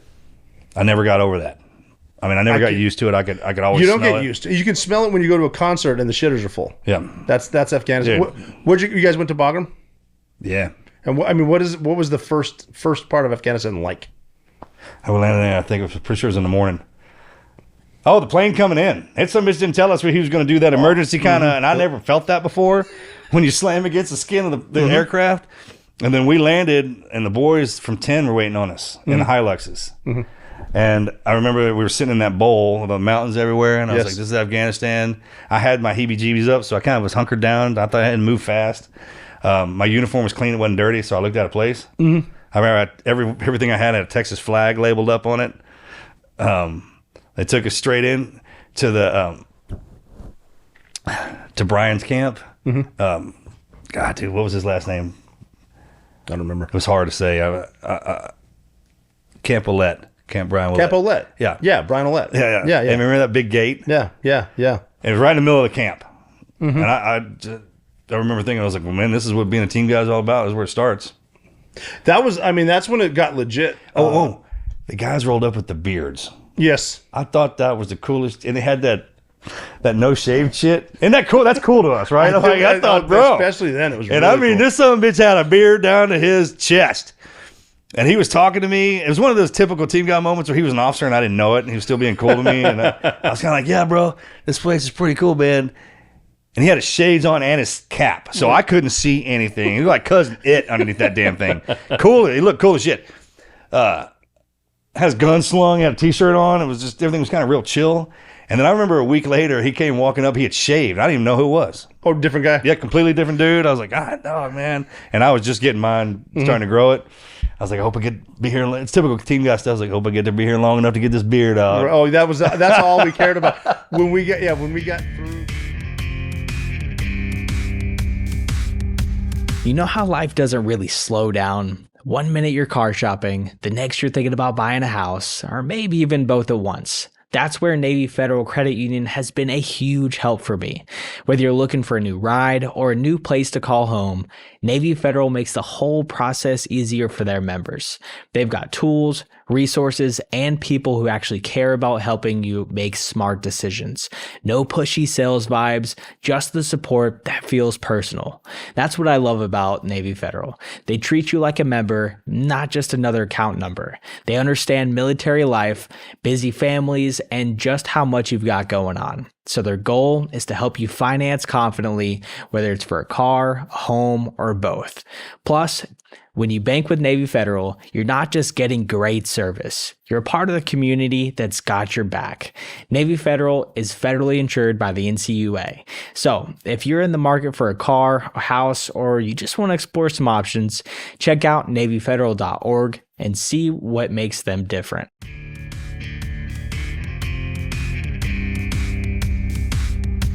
Cared about when we got through Green Team, they let us start growing right then because we're going to deploy in a few months. And when guys that aren't allowed to shave see the guys are like, oh, you're doing something cool. God, dude, what are you doing? I know you're doing something cool, man. Play the part. Damn it. Every single time. And out in town. Some of the guys can do it well. Like some of our guys can play the part freaking great. Oh, yeah. Yeah. And we need them around to show us what we're supposed to look like. Yeah. I started the one too with the mountains. You gotta, like we were talking about the heavy ass rucks. You gotta cut weight. You gotta start cutting your weight now. And we used to, when we deal with some Army guys, we call them their space guns. Like you don't need all those optics and all that. You need your laser. You need your red dot. Yeah. And maybe a foregrip. Yeah, man. The longer we were there, the more bare because we started to say, hey man, what do they got?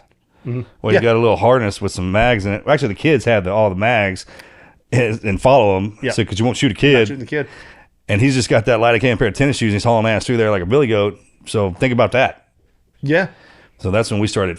Well, yeah, and you got to reel, and you know more than anybody that the speed you got to have the speed. Got to have it. because they have it. The one of the scariest things I've ever seen, and again, I'm not comparing it to Red Wings, but the first time I saw dudes moving laterally and like brown pajamas, like fuck.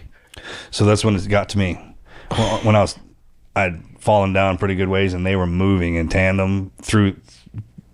As a matter of fact, I had a kind of an impressive moment. I was like, damn, that's pretty good. I mean, these bitches are moving, dude. That happens to me. In the middle of a crazy moment, like, wow, they're doing pretty good. And God, I'll never forget that, how fast they were. What I don't want to get into the story. You've told the story so many times, but what was obviously Red Wings, Lone Survivor, that first shot, because you know they're coming. Yep. You know they're there. They've already got what's that first? Is it like, okay, guys? So we were set up in a diamond formation right off the top of the mountain, and I was looking up, and I'm talking from me to the ceiling is the distance between us, and I was on my glass, and there was this huge tree, and he had pulled this guy. I saw the AK muzzle came out the side of the tree, and then a guy come around, and he was hooded up, and then he pulled his head back around, and when he pulled his head back around, I looked underneath my armpit, like down at Mike. I said, "Get back on the clock. We're fixing to get it on." And I turned back around and waited, and you could see them moving and setting. I mean, they're right there. They weren't trying to. How far? I mean, 30 meters maybe. Jesus. Was that tree, and then in the distance it was over 100 because both canyon walls were on our right and left, and that son of a bitch pulled his head around that tree again and pulled the mag on when it is when we started, and I remember I held my breath. The first time you do it, man, it's kind of like I'm holding my breath right now, listening. My weapon was half and half, and I'll never forget the look on his freaking face, man. And then it was on. It just starts. It started from my left because I took the first shot, man. When I did I was thinking it was going to come from up there, but it didn't. It came from the left side and started. Well, they're setting up on you. Yeah, they're setting up on us. And then once that happened, we tried to push to the right, and then they set up on us on the right, so they pushed us back in the middle, and then we weren't on the high ground anymore. And then the ground started breaking out from underneath us, and like a freaking trap door. I mean, it's so hard to trying to claw up back to a space where you think you could set down and you fall back down. You're trying to shoot and get shot at, dude. I started looking at all the other guys, how they were dealing with it, man, and you just couldn't. You'd flip over another guy. God, dog, it was crazy. And that lasted for a couple hundred meters, and it was dirt. And we were in a tree forested area. Like there was a lot of trees because we kept hitting it, trying to stop ourselves on the tree. Like you'd kind of step up and grab this thing, but then you'd have to fight and move around. You'd flip out of there again, and then it bottlenecked. And I thought about this a while. And there was a bunch of huge boulders, and it was a logging area. Like the limbs and stuff had been cut off all the trees, and they were laying down in this all through there. And then when we flipped into that sucker. We thought was that grass area. We hit those rocks. Oh, dude, that's when it started sucking. Hitting the rocks? Yeah, hitting those rocks, man. Yeah. It sounds to me like it sucked from the beginning. Yeah, it did. I don't think people understand, too, because, the movie's outstanding, but the mountains aren't as steep in the movie as they are in Afghanistan. Like that. The freaking. You can't describe those mountains. And it's the things that you couldn't do to the actors that happened to us that would make it really suck. Like I remember biting my tongue in half, and Mikey's mouth was full of blood too, because our teeth were all black. I remember sitting there because every now and again we'd get to where we could get together and try to formulate a plan of what we were going to do, but we'd be missing somebody, so then we'd have to double back. And then I remember Murph sitting there, man. And I was sitting on my butt, my hands on my knees, and I was just like, I was breathing so hard, it was hot. I just remember my lungs. I never felt that, and I was like, hey, it was, I guess, that thin burning air, and you could smell. Oh, the ground was on fire, and that was another thing kept happening. You could just run through the damn RPG blast and catch the ground on fire. And man, you look over, and Murph's teeth were freaking, his mouth full of blood, and he was trying to talk to me, and I was like, "Hey, man, you got some shit." Jesus. I was like, "Oh, wait, and the same thing about your tongue kept sticking to the roof of your mouth. It was like talking to a dragger. When you were talking about that earlier, talking to a dragger, yeah. That's what was happening to us. And so we couldn't communicate because you couldn't speak. And then everybody's gear had been, gypsy camped all over the damn mountain because the fall was just. Well, you're jumping off cliffs. They were jumping off all these rocks and trying to jump onto a tree and hold on to it and fire and pole down. I mean, it was something, man. I mean, what? You got to jump off a cliff. Like, you're trying to. I gotta negotiate this. I don't have time. What you aim for the tree? Just there's no soft spots. Yeah, there's a couple. No, there wasn't. And I remember a couple of times like trying to make it to. Luckily, they trained like the O course kind of kept popping in my head. Mm-hmm. The rolling log. There was an actual example of that, and I was running down it. And this is what happened to me. I fell off of it, and my helo lanyard grabbed a limb, and I was stuck, hanging from it, just dangling from it. That happened to me. Shitting me. Nope.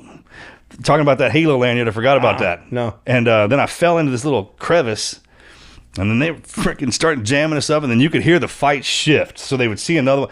Because they kept losing sight of us, because inside the canyon, we'd duck behind these rocks and we'd stay stationary for a little bit, but then another guy would move. We were bounding, and which I think ultimately saved our lives for a while. Yeah. All the bounding movements. But it just got so intense. And once they came up from underneath us in the village. Oh, I didn't know that part. Yeah, they came up from underneath. And once that happened. Jesus. Then I remember I was jammed in these rocks. My legs were kind of mangling. I was kind of leaning back like that, and I buried myself. And the sun was going down. It was getting dark. I didn't know which way to go. I could hear that stream running. I was so thirsty. I didn't have any water. All that stuff had been ripped off of me. But I kept thinking, I was like, well, I can't drink out of it because my buddies are in it. Jesus. And they were upstream in it. Because we were fighting through that damn stream left and right. You got to run across it. And just between me and you, no one else will get this besides the team guy. I remember when I ran through the stream, my feet got wet. I was like, damn it. It was just one boot. Well, something bad just happened. All right, time out. Murph, I got my boot wet, dude. I mean, this is ridiculous. Yeah, that kind of stuff. That is funny. That's the torture of buds because I don't want to get wet. You don't get wet. You got a foot wet getting shot, but now it got bad. And then it got to the point where it was just kind of moving because your body's moving. Like you're out of breath and you're trying to move. It was just one of those moments when I finally fell into that little deal. I was just so exhausted. I'd never been that tired. God dang. The tired and the thirst has got to be insane. Yeah, that's what actually got me up and moving. Because I was so freaking thirsty. Like something happens. There's a pain that goes with it. And I mean, once that damn thing hits you, bro, I was drinking my urine. My hands were so cut up. Oh, God, it sucked, man. I was trying to do anything to take my mind off of and there are certain things that happen to the human body. Like when it gets hungry, I don't care what you're doing. Mm-hmm. If somebody gets hungry, that's what they're focusing on. Yeah. The body takes control, and thirst is the worst. And that dry mouth, because I couldn't, my tongue kept sticking to the roof of my mouth, and I would try and pull it out of there. I mean, this is the calamities of war, I guess. And then I didn't know which direction I was going. It was so dark. And I kept falling. And there was a couple of times there, I know you were going to ask me this one, man. But like, hey, man, when was that breaking point? And I was like, okay. I was laying down. And the cloud cover kind of cleared up, and there was this tree on the side of the mountain. Remember Predator when he crawls into that tree out of the thing? It looked like that. Mm-hmm. And I was just kind of laying there on my back, my legs. I couldn't feel those, man. And I was like, God, I about had enough of this, man. I was like, I don't know what I about had enough, man. I was like, if you get me out of here, I'll straighten my ass up. You know, I didn't think I was too far out of line. You know, SEALs were allowed to get off chain a little bit. And sure enough, he got me. I thought it took him a long time to get me back. Oh shit! Another week out there. But oh my God. Yeah, there was a point. That's another week. Yeah, another week out there. I can't. I mean, just being there at the same time as you, but not in even close to what you're going through on the mountains. Simply just walking up. We had dudes because it wasn't all SEALs. We had everyone. Everyone's there, yeah. And we had dudes. I remember one dude took his med pack off and just dropped it. He can't carry it anymore.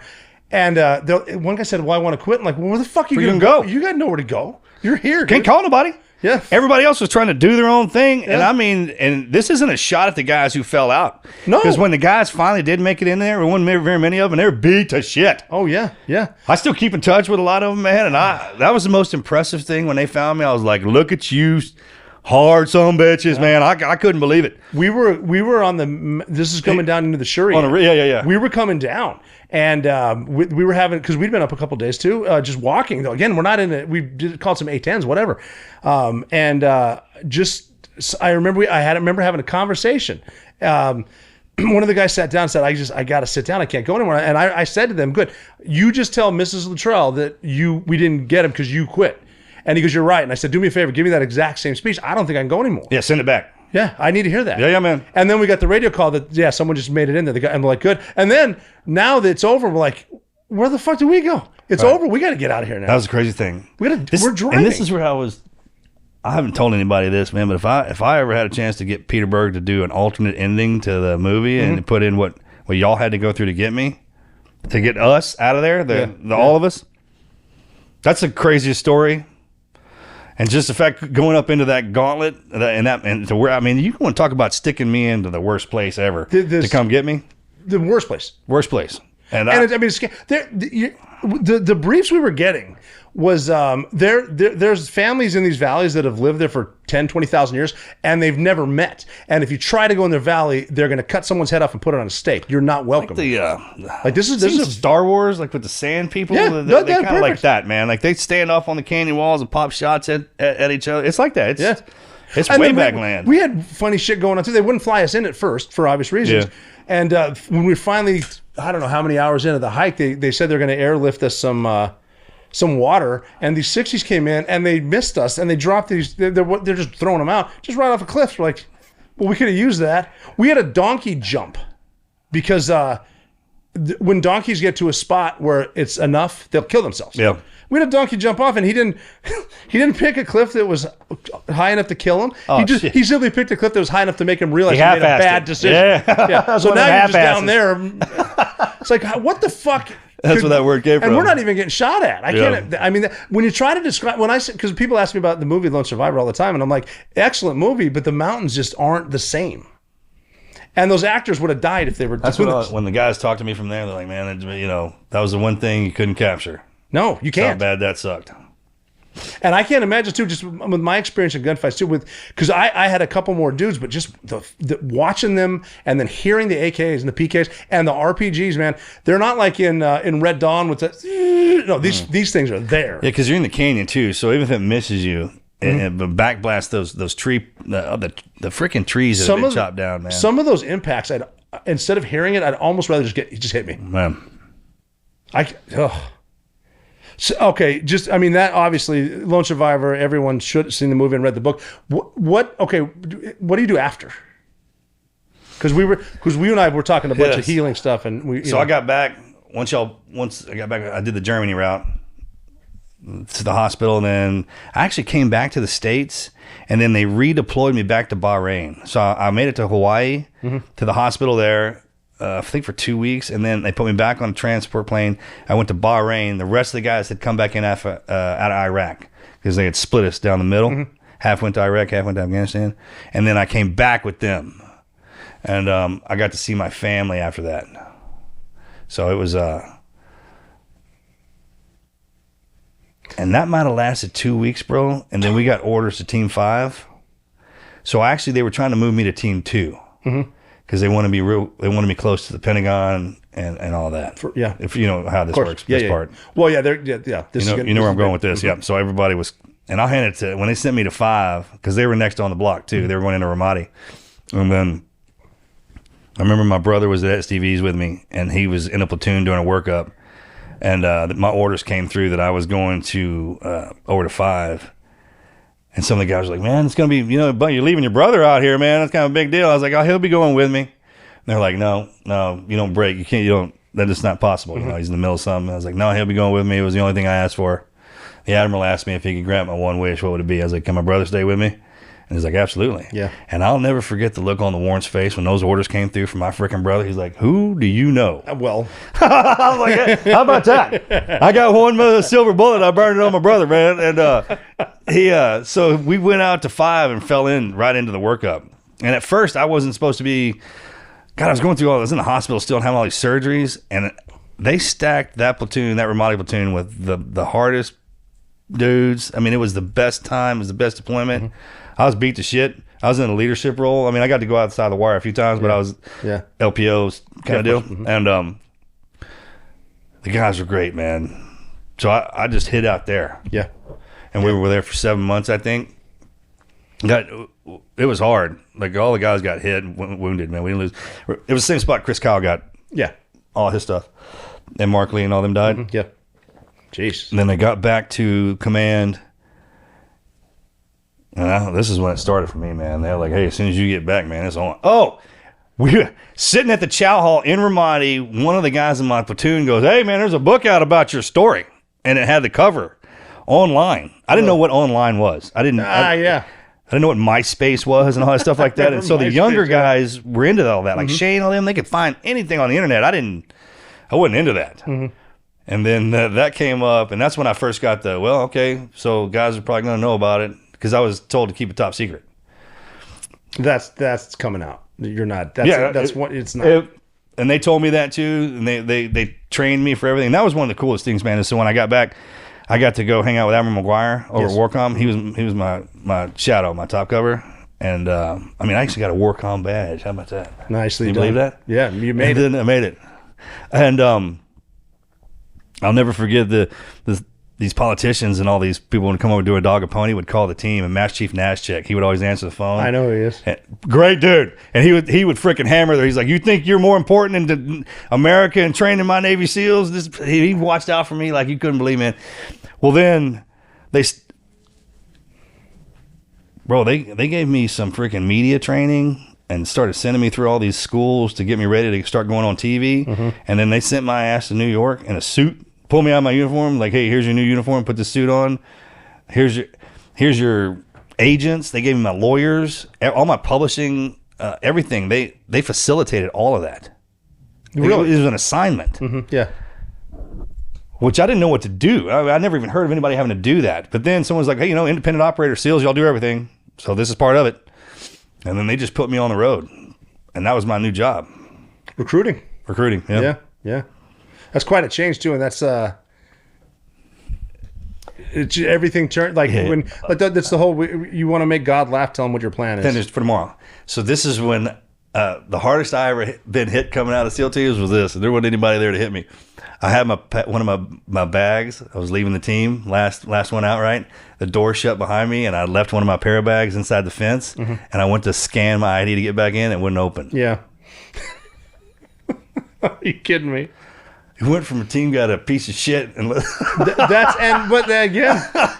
mean, that's the whole. I just felt like one, I know. Yeah. No one said anything to me, but it was just like I can't even get my bag. Out. I was here. You know me. I heard dudes, and that's the thing though. That it's a train moving 100 miles an hour. God. Stay on as long as you want. Once you hop off, it's over. It gets better too, because the guys were walking by. I was like, hey, I need help with my bag. Like, can we help you, sir? You're shitting me. Yeah, they gave me that one. I'm like, oh yeah, we're already there. Like, that's where we're at. This is a secure area, sir. And I was like, all right. I wasn't even out of the freaking military, man. But that's how they did it. And it was cool, man. No paddles, no nothing, just like deuces. That's it? Yeah, that's it, man. And I would rotate back through. Navy commissioned everything, all my flights, everything where I stayed. They took care of everything. All the way up until the movie was out and done. And then once all that completed, then I was done. Yeah. Wow. Yeah. And that was a whirlwind too, when the movie came out. Because when I ran into you in New York, we did a private screening, and I think you just flown in from Japan. Yeah, how about that? Just so we could meet up. Yeah, they sent me down to Japan and a couple other places. It's quite a flight. It is. Bro. Like on the way back, Mel thought she was going to die from the jet lag. Because we're only for a couple of days. Yeah. Now, if you go down there and hang out, that's different. I had a good time. Saw Godzilla in the harbor. Tried to find a samurai sword. Did the whole thing a team guy would do, right? And then we came back. And Peter Berg and Mark Wahlberg and all those guys, they were great. I mean, I got blessed with that crew to do that because of what we did. I mean, your story in itself, I try to tell people ask about you all the time to me. I'm like, hey, man, imagine being the one guy who shot Hitler. I mean, you're talking about Rob. I mean, that's a hand selection by the Almighty. Like, he's one who got tasked with that. That could have been any of us. Oh, yeah. Could have been freaking any of us. He got one picked to do that. There's a weight that comes with that. Big time. a huge weight that if you've never seen him have to carry it, it's unbelievable. And the only reason I know it because of the weight I have to carry. But I'm on the opposite end of it. We were on the beat down side. Like, you represent what it's like when we kick everyone's ass. I represent what happens when we get our asses kicked. I was like, but there's a weight that goes along with that, and we're not trained in that in the beginning. No, not even a little bit. Well, because we were talking earlier, and my plan was to be a Master Chief and then be a Buds instructor. Well, that's probably one of the best conversations you and I ever had, because that was my plan. That's it. That's what I'm going to do. I wanted to be that crusty ass Master Chief, freaking bury me under the grinder. Yeah, kick-ass mustache. Fucking kick-ass mustache. Yeah. Nope, wasn't in the cards, man. So and it happened so fast too. For me, it was simply because the guy in front of me decided to go straight, which means I need to go right. That's it. He goes right, I go straight. Bro, when you saw that sumbitch's face, man, what was the first thing you kind of I thought he was skinny. Skinny was the first. You didn't recognize him? I know. I saw his nose, so that's him. Check, yeah. And it was skinny. He's wearing white, tall. And he's big, right? 6'3", tall, 6'4", about 6'4", yeah. And Amal was right there, and it was just I'm 2 feet away from him. So she's 5'2", and he's 6'4". When you walked in that door, was the light up? Could you see? No, I was on nods. Okay, check. Yeah. So there might have been some backlighting some way, because we did see through the curtain at the top of the stairs some people moving, which is why the point man went straight, and that's why I went right. But when I saw him, it was just it's him. And even before, it's like, okay, he's up there, and we got to go. Because I was waiting for 4. I wanted 2 more dudes. I wanted 4 more, but I'll take 2. But then we had to go because we only had 23 guys total. Everybody know that helo went down? Not until we got in the house. I had to be told. I thought they did. Really, man? It didn't make that much noise. I heard them saying Dash 1 going around. They were saying Dash 1 going down. And then when our helo pilot let us out, how about that for Marble Mouth? What'd he say? Well, then they put us down, and we were going to the roof, and then this pilot went back down because he saw it. Didn't make sense to me, and I was like, well, I guess we're starting the war from here for some reason. But and then, but again, like you said, you do your thing, the tactics happen, and then all of a sudden that's how fast it was. And I had a dude come into me, and he had to say, "Are you good?" I'm like, "Yeah." What do we do? That fast? What do we do now?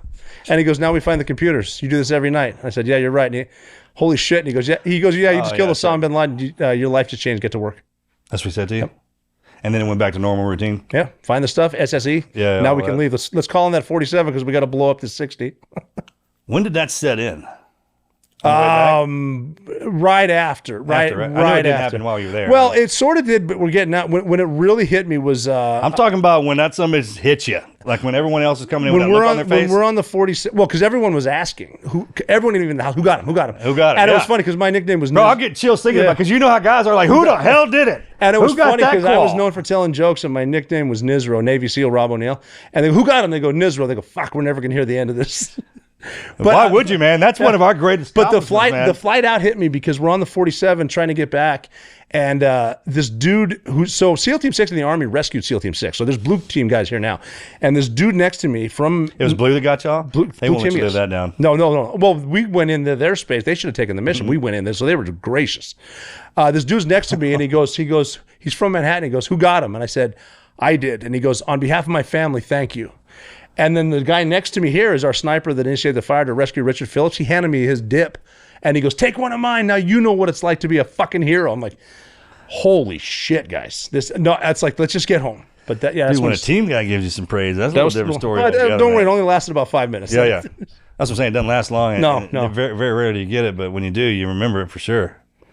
So yeah, but then again, just thrust into it and again, it doesn't matter what your plan is. Something else is going to happen. Let me tell you something. I'll never forget when y'all did that. I was laying in bed with the missus, and we were my phone started kind of blowing up a little bit and mulling over. And then I got text message like, hey, did you kill bin Laden? I was like, yes. Of course I did. And just for the record, when I was single and out and about and everything, like if anybody ever asked me if I did, of course, that's team guy etiquette. Every team guy was the one that got rescued. Every team guy shot bin Laden. Yep. That's the way we do business. Now, if you got us on a witness stand and we got to come out with the truth, that's different. Way different. But if we're out and about in a bar or whatever, and you ask, hey, man, just be ready for what you get. Well, I heard some dude in a bar saying he killed bin Laden. It's like, did he hook up? Yeah, well, then good on him. Good on him. But somebody sent me the other day. It was like, hey, man, I found this freaking Instagram of you. He's got a lot of followers, and it wasn't me, obviously. You know, I'm like, hey, man, is he doing good? Let him do it. Yeah. That's fine with me. That's good. Well, yeah, and I think they're just putting positive energy out there too. Whatever, doesn't matter. You know, team guys, man, we don't worry about that kind of crap. There's other stuff that we get twisted on that's kind of stupid, but not that. That's funny shit. Yeah. I mean, let me tell you something. The longer I was out, especially when I got by myself, I would kind of assimilate to wherever it was they put me. So I'd forget I'm a team guy sometimes. I'd just kind of, you know what I mean? And what I mean by that is the confidence part. Like, hey, never forget what you are. Yeah, that's what true. You've been trained to, what you can take. Yes, that's very true. Because I think when team guys get out, they'll immediately, because you can't act like that, like we do. I'm seeing it's a hard rub when we get out to assimilate back in. Yes. It is freaking really difficult, man. The tough part for me was realizing now I thought everyone had my back, like in the teams, that not necessarily when you get out. No, it ain't nothing personal, man. They can't. No, I remember calling the guys and. The ones that wouldn't answer, the ones that would answer, you can tell they didn't want to talk because they had something going. That was hard to deal with. It's nothing personal either. No. I remember I was probably the king of that. It's like when guys get on to us about, I was like, hey man, what are you talking about SEAL teams for? I was like, it's my job, first of all. But when I was in, I was the one that didn't. You know what I mean? I remember that. So it's funny the direction that you get pushed in, but I mean, man, our guys are across the board on everything. It's like that's what makes us unique. Master of none. And I've been spending trying to track down more and more of the team guys to find out what they're doing when they get out, and that's the blessing. Yes. Like, I knew you when you were in. What are you doing now? Like some of our doctors. I know. I mean, when they're like, you're a doctor? I don't know if that's a good idea, man. Well, we got them, bro. Oh, yeah. For sure. When did people start recognizing you? Right around I did a Fox News special. Is that what started? Yeah. I wanted to. I donated a shirt to the museum, the memorial in Manhattan, but that's when I was introduced to the families. The 9/11 one. Yeah. Yeah. And the families really appreciated that, putting a real name and a real face with the healing process, and because I helped 30 people in a room. This was the first time I talked to people about it. I realized if I tell the story, I can probably help more people with the healing, because 9/11 was the worst day of their lives. There was no way they weren't going to know about you. Yeah. I mean, my name was out. It was all over the news. Before I got back. But then again, I mean, it's been good. It's been fine. Most people have been great. So it is what I mean. It's weird though, going from no one's ever going to know who I am to getting recognized at a coffee shop. Well, they know. Well, we were trained up to know more about people. Yes, right. Than they knew about us, and it switched on us. Now it's the whole. Now it's like, do you remember me? Completely different. Where did I meet you? Yeah. 20. And the most fun you'll ever have in New York City is if you patch up with the police, the firefighters. Oh, dude, yes, yeah. I almost forgot my name when I was there. That's how much fun we have. Yeah, and you think you know what that is, but they're like, let me show you the city. And without the wife and kids, man, I would just sleep at the firehouses and get up and be like, hey, let's get some breakfast. And then that was one of the coolest things when I started having to do the book. That was the first thing they got me. So they let me hang out in New York, but obviously I had chaperones. And then Mikey and a couple of team guys, they have family that were in the firehouse or in the fire department and everything. You know, New York, that's a lineage thing. Oh, yeah. They're all legacy, and they switch. Seriously, yeah. We don't know that down south about everybody up north, man. Y'all keep that stuff secret. All right, yeah. But then when you finally make it up there and get past their armor, and they're like, hey, man, let me show you around. It's a good, it's good. That's when you get to see it. And God bless them, man. I freaking love it up there. Well, it's fun up there, too. They got the hockey game, the NYPD FDNY hockey game. And there's huge fights. It's like, well, they do that every day anyway. Well, it's nothing new. It's normal. Yeah, they're fine. We don't get to see this kind of stuff. That's why it's so much fun coming up there to hang out. Yeah, good dudes. Yeah. And I had, that was a Today Show. Oh, okay. That's when they sent me out. And that was your first live interview? That was my first anything. Live's tough. The first one. I was kind of nervous. Yeah. They had put me in a suit. I was in the green room. You know, Zuckerberg was back there. Really? Yeah, Facebook was just coming out, so he was kind of doing his thing, and it was me and him and somebody else. I didn't know who he was. Yeah, I had no idea. And I sat down out there, and that was when it happened. And then when I walked out, we started. Oh yeah, it's done after that. And it was. I wish I could remember all. It was amazing. The people were great. I mean, I can't thank New York City, man, for all that and then the way I got passed around.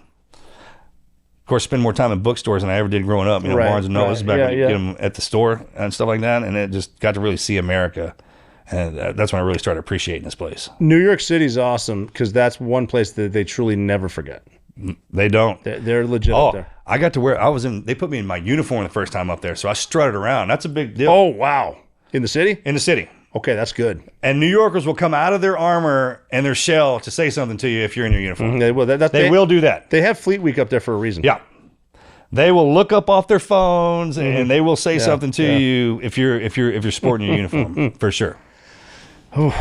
Yeah. Well, you know what we got to do? Way too much for this episode. We got to do this again and talk about the treatment. We're here for the IBIC stuff. Yeah, man, I can't do it today, but we got to I just proved it's an easy flight to Texas. Yeah, so I'll come up there. Yeah. We'll get you up there. No problem. And we'll finish this out, but.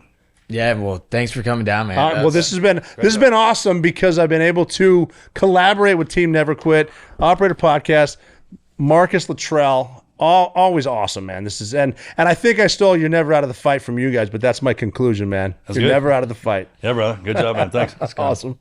This is the Team Never Quit podcast. So buckle up, Buttercup.